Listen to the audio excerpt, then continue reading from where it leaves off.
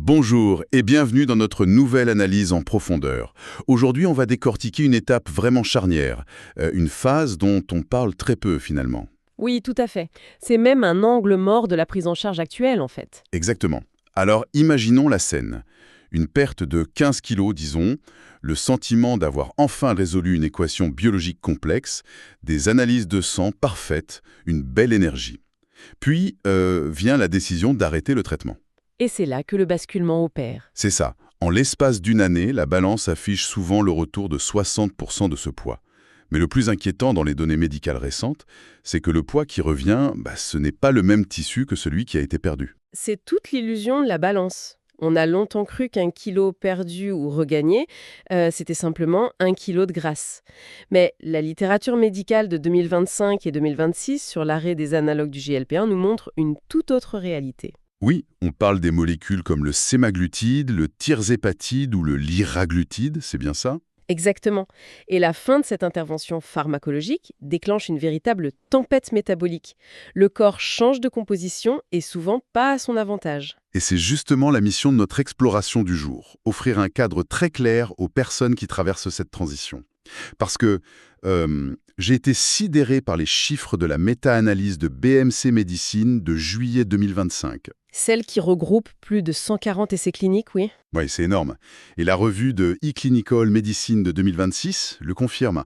Pour le sémaglutide et le tirzépatide, la reprise moyenne, elle tourne autour de 9,69 kg dans l'année qui suit l'arrêt, Avec une courbe de reprise qui s'envole dès les premiers mois, oui. pour plafonner vers 75,3% du poids perdu.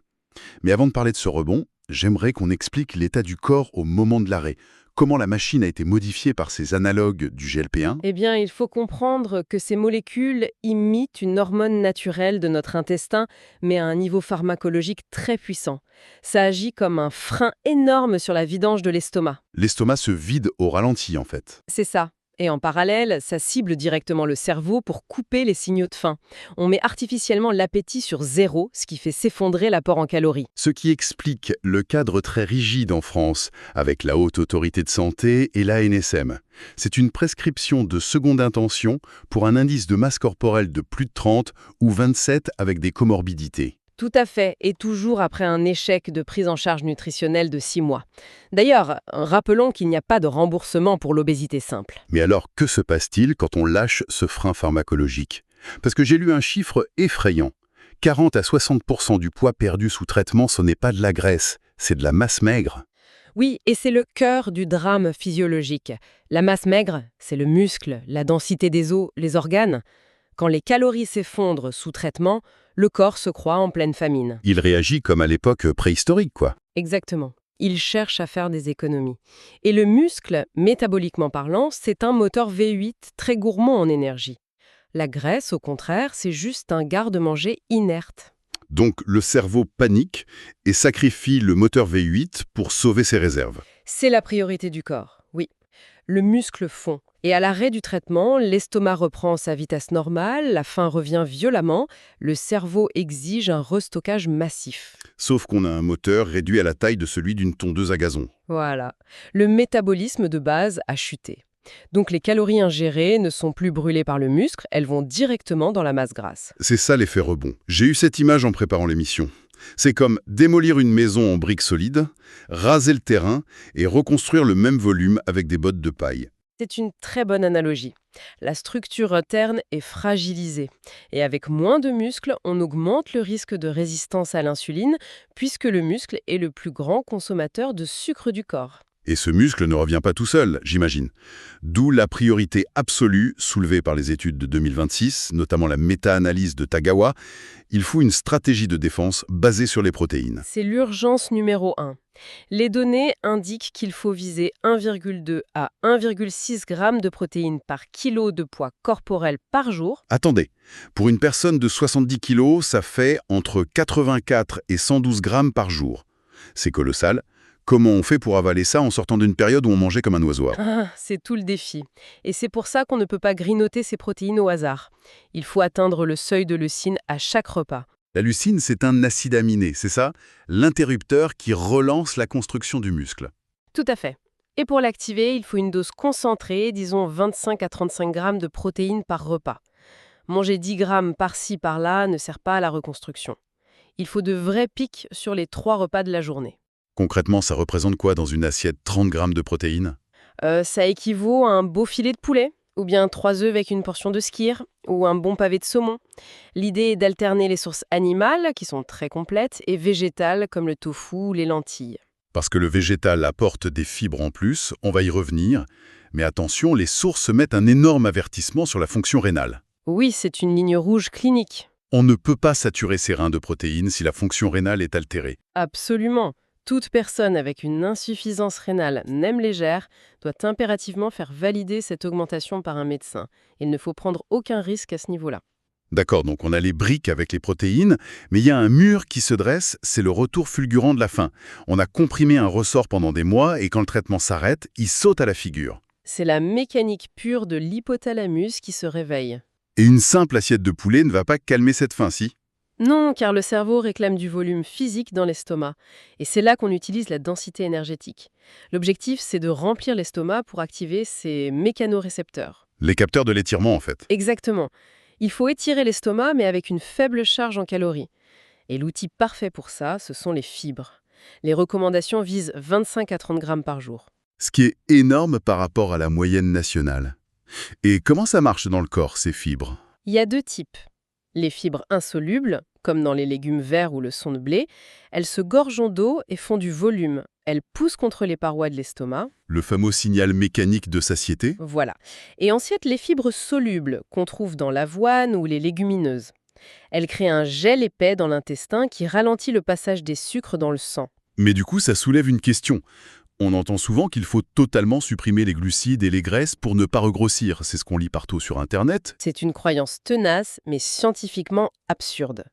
Le cerveau a besoin de glucides et notre système hormonal a besoin de lipides pour fonctionner. Il ne faut donc pas tout diaboliser. Non, surtout pas. Le vrai danger, c'est l'énergie invisible.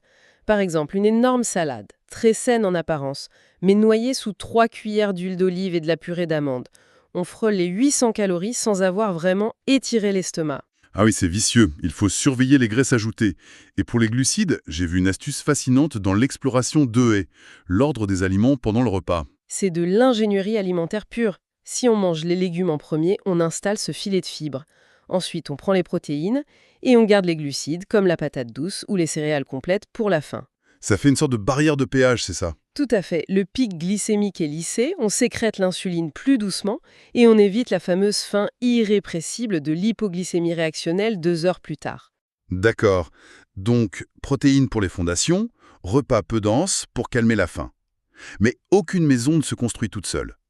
Comment on force le corps à utiliser cette énergie pour faire du muscle et non du gras viscéral? Par un signal mécanique. Sans traitement, le seul moyen de donner cet ordre au corps, c'est l'entraînement de résistance, le renforcement musculaire. C'est indispensable. On ne peut pas juste bien manger et espérer que le muscle revienne. Malheureusement non. Le corps est économe.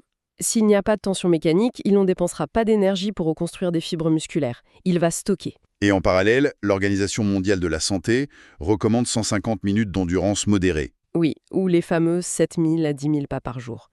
C'est parfait pour le cœur, mais ce n'est pas suffisant pour relancer la synthèse musculaire profonde. Mais là, on touche à une peur très fréquente. Est-ce que ça veut dire qu'il faut obligatoirement s'inscrire dans une salle de sport remplie de machines complexes? Ça rebute énormément de monde. Et c'est tout à fait compréhensible. Mais rassurez-vous, la biologie ne s'intéresse pas au lieu ou au matériel. Elle ne réagit qu'à la fatigue du muscle. Donc le poids du corps, ça suffit au début, par exemple. Absolument. Des squats, des pompes adaptées sur une table, utiliser des bandes élastiques chez soi.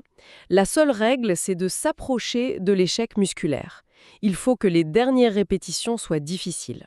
C'est ce stress qui oblige le corps à utiliser les protéines, en somme. À raison de 2 à 3 séances par semaine. Oui, c'est le signal de reconstruction par excellence. Ça. Le premier piège, c'est de vouloir continuer à manger des portions minuscules, comme sous traitement. À la seule force de la volonté. C'est voué à l'échec. Quand les hormones de faim explosent, ça mène directement aux compulsions alimentaires, souvent le soir. Il y a aussi ce biais classique du tout ou rien, non? Exactement. Un petit écart, un repas plus riche, et la personne se dit que tout est fichu et elle abandonne complètement sa structure alimentaire. Et un autre point soulevé dans les sources, c'est la volatilité émotionnelle liée à la balance, se peser tous les jours. C'est terrible pour la motivation. Le poids fluctue avec la rétention d'eau, le transit lié aux fibres ou l'inflammation due au renforcement musculaire. Ça masque les vrais progrès. Et au-delà de l'assiette, on oublie souvent le sommeil. Il semble que c'est un levier métabolique majeur. Oh oui, moins de 6 heures de sommeil, c'est un désastre hormonal. La leptine, l'hormone de la satiété, s'effondre et la gréline, l'hormone de la faim, monte en flèche. Donc, on se réveille programmé pour chercher du sucre et du gras. Sans parler du stress et du cortisol. Le cortisol, c'est l'hormone du stress, et elle ordonne au corps de stocker la graisse spécifiquement sur le ventre. D'où ce fameux élargissement du tour de taille. C'est fou, on se focalise sur l'assiette et on oublie totalement l'oreiller. Mais j'imagine que cette gestion doit s'adapter selon les profils. Tout à fait. Les conseils uniformes sont très limités. Prenez la périménopause. Avec la chute des oestrogènes, la perte musculaire s'accélère et la graisse migre vers l'abdomen. Donc si on arrête un analogue du GLP-1 à ce moment-là, c'est la double peine. L'entraînement de résistance devient vital. C'est un barrage indispensable, oui.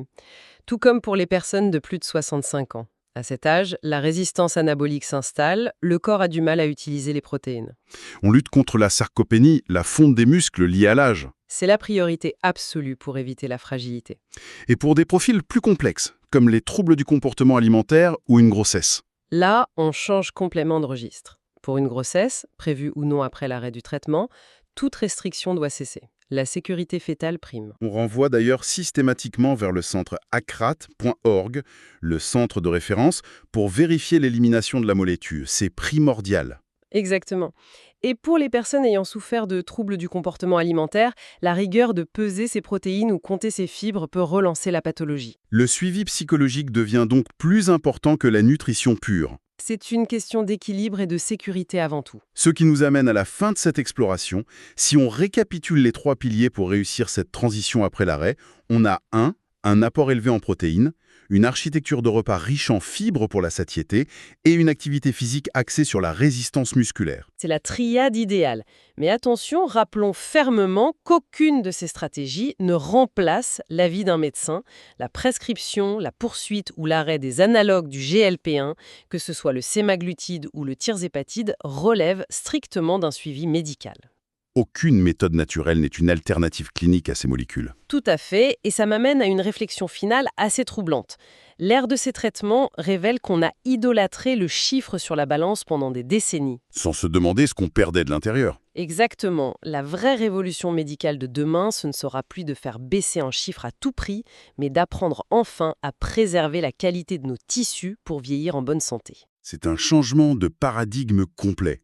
Et vous, où en êtes-vous dans votre parcours Retrolling? Posez vos questions en commentaire sous cette vidéo, nous y répondons personnellement. Pour un conseil plus personnel et confidentiel, notre messagerie Services Naturaux est gratuite, le lien est dans la description. Prenez